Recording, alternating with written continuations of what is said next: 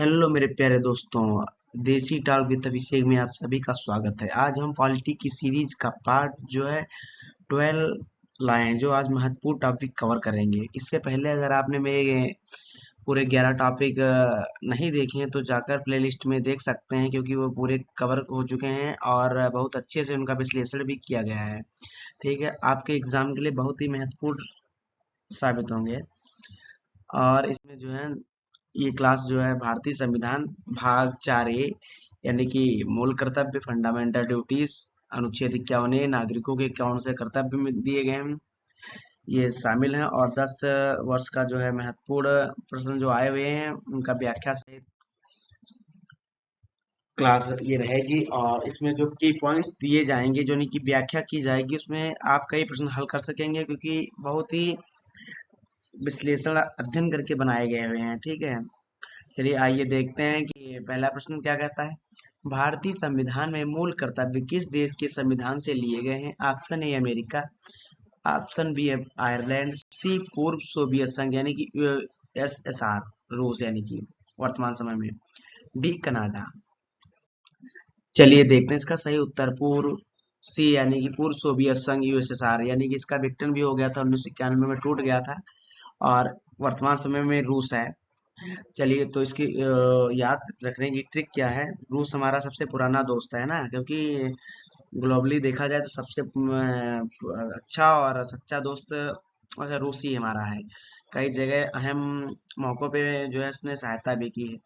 दोस्ती में कर्तव्य जो है ड्यूटीज निभाना सबसे जरूरी होता है, इसलिए कर्तव्य रूस रूस से लिए गए हैं, ऐसे समझना है। ठीक है दोस्तों, क्योंकि क्या कहते हैं हमारे दोस्त हैं तो दोस्त का काम भी किया जा सकता है, उनके जो काम है ड्यूटी है तो काम कर सकते हैं, वैसे समझो। चलिए प्रश्न नंबर 2 देखते हैं। किस समिति की सिफारिश पर मूल कर्तव्यों को संविधान में जोड़ा गया? ए वर्मा समिति, बी स्वर्ण सिंह समिति, सी सरकारिया आयोग, डी बलवंत राय मेहता समिति। चलिए इसका सही उत्तर देखते हैं। सही उत्तर इसका बी है, स्वर्ण सिंह समिति। आपातकाल के दौरान सरदार स्वर्ण सिंह समिति ने कहा कि नागरिकों को सिर्फ अधिकार नहीं बल्कि कुछ जिम्मेदारियां भी मिलनी चाहिए। ठीक है, उस समय जो है इंदिरा गांधी की गवर्नमेंट थी 1976 के आसपास। ठीक है दोस्तों, तब जो है ये समिति बनी तो उसी के सुझाव पर ये जो है बनाया गया था। चलिए प्रश्न नंबर 3, मूल कर्तव्यों को किस संविधान संशोधन द्वारा शामिल किया गया?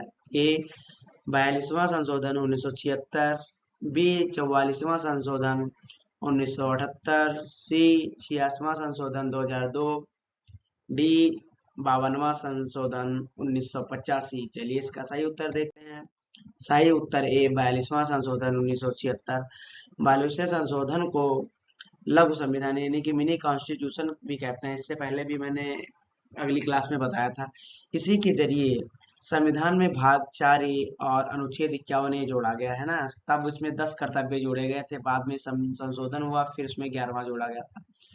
ठीक है दोस्तों, इसे क्योंकि इसमें बहुत से संशोधन संविधान में किए गए थे 42वें में, तो इसीलिए इसे मिनी कॉन्स्टिट्यूशन भी कहते हैं। चलिए प्रश्न नंबर 4 देखते हैं। 1976 में जब मूल कर्तव्य जोड़े गए तब उनकी संख्या कितनी थी? जैसा अभी मैंने बताया, ए 8, बी 10, सी 11, डी 12। चलिए इसका सही उत्तर देखते हैं। इसका सही उत्तर बी 10 है। शुरुआत में सिर्फ 10 कर्तव्य थे, 11वां कर्तव्य बहुत बाद में जोड़ा गया था। ठीक है, चलिए अगला प्रश्न 5 देखते हैं। वर्तमान में भारतीय संविधान में कुल कितने मूल कर्तव्य हैं? ए 10, बी 11, सी 12, डी 9। तो इसका सही उत्तर बी 11 होगा। आज की तारीख में हर नागरिक के 11 कर्तव्य, जैसे पहले इससे पहले जो प्रश्न था उसमें था कि जब मौलिक कर्तव्य जोड़े गए थे कितने थे, तो 10 थे। उसके बाद वर्तमान समय में कितने? 11 हैं, क्योंकि एक बढ़ा दिया गया बाद में संशोधन करके। अगर क्लास अच्छी लग रही हो तो शेयर करें और कमेंट में बताएं। चलिए अगला प्रश्न देखते हैं। प्रश्न 6 कहता है 11वां मूल कर्तव्य शिक्षा का अवसर किस संशोधन द्वारा जोड़ा गया? ए 42वां संशोधन, बी 44वां संशोधन, सी 86वां संशोधन, डी 92वां संशोधन। चलिए इसका सही उत्तर देखते हैं। इसका सही उत्तर सी 86वां संशोधन 2002। ठीक है, पहले मूल कर्तव्य कब? 1976 में। और सी जोड़ा कब गया यानी कि 11वां कब? 86वां संशोधन द्वारा 2002 में। यह कर्तव्य माता पिता के लिए है कि वह अपने 6 से 14 साल के बच्चों का शिक्षा का अवसर प्रदान करें। जैसे 21 ए में है 6 से 14, और जो 45 में जैसे अभी डीपीएसपी में बताया गया था उसमें था 0 से 6 वर्ष, ठीक। और इसमें कहा गया 6 से 14 वर्ष के बच्चों को यह माता पिता का कर्तव्य बनता है। इसमें कर्तव्य की बात की गई, ठीक है, ऐसे ही कंफ्यूज मत होना। प्रश्न 7 देखते हैं, क्या मूल कर्तव्यों के उल्लंघन पर अदालत द्वारा सजा दी जा सकती है? ए हाँ, सीधे अनुच्छेद 51A के तहत। बी नहीं, ये गैर न्यायोचित है। सी केवल राष्ट्रपति की अनुमति से। डी केवल सुप्रीम कोर्ट दे सकता है। तो इसका सही उत्तर जो है बी, नहीं, ये गैर न्यायोचित है। जैसे डीपीएसपी के लिए आप कोर्ट नहीं जा सकते, वैसे ही मूल कर्तव्यों के लिए भी सीधे सजा का प्रावधान नहीं है, जब तक कि संसद अलग से कोई कानून जैसे राष्ट्रध्वज अपमान अधिनियम ना बना दे, ठीक है। तो इसमें आपको जो है सजा नहीं दी जा सकती। प्रश्न नंबर 8, राष्ट्रगान नेशनल एंथम और राष्ट्रध्वज नेशनल फ्लैग का आदर करना क्या है? ए मूल अधिकार, बी राज्य का नीति निर्देशकता, तो सी मूल कर्तव्य, डी विधिक अधिकार। चलिए इसका सही उत्तर देखते हैं। सही उत्तर सी मूल कर्तव्य। यह हमारा पहला मूल कर्तव्य है कि हम अपने देश के प्रतीकों का सम्मान करें, ठीक है। अगर आप इसके साथ कुछ गलत या व्यवहार जैसे कि इसका अपमान करते हैं तो इसके लिए आपको जो है दंडित किया जा सकता है, वह अन्यथा नहीं, अन्य कर्तव्यों के लिए नहीं। प्रश्न 9 देखते हैं, वैज्ञानिक दृष्टिकोण और सार ज्ञानार्जन की भावना का विकास करना किस अनुच्छेद में है? ए अनुच्छेद 51, बी अनुच्छेद 51A एच, सी अनुच्छेद 50, डी अनुच्छेद 48A। चलिए इसका सही उत्तर देखते हैं। सही उत्तर बी अनुच्छेद 51A एच। संविधान चाहता है कि हम अंधविश्वास छोड़कर लॉजिक और साइंस की वाली सोच रखें, है ना, कि इससे हमारे देश का भी विकास होगा और हम आगे बढ़ेंगे।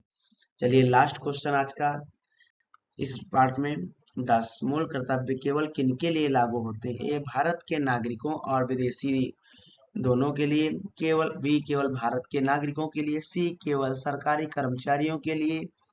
डी केवल संसद सदस्यों के लिए। चलिए इसका सही उत्तर देखते हैं। सही उत्तर बी केवल भारत के नागरिकों के लिए। दोस्तों, अधिकार विदेशियों को भी मिल सकते हैं, लेकिन देश के प्रति कर्तव्य निभाना सिर्फ हमें भारतीयों को की जिम्मेदारी बनती है ना कि अन्य की। वो तो बात का है। जैसे आपको मौलिक अधिकार हम देशवासियों को भी मिले हुए हैं और विदेशियों को भी, लेकिन जो मौलिक मूल कर्तव्य है ये हम नागरिकों का कर्तव्य होता है कि अपने देश की जो है संप्रभुता, एकता, अखंडता बनाए रखना और उसकी रक्षा करना हमारा अधिकार है। ठीक है दोस्तों, अगर क्लास अच्छी लगी हो तो कमेंट में बताएं, शेयर करें, सब्सक्राइब करें। मिलते हैं नेक्स्ट एपिसोड में। जय हिंद।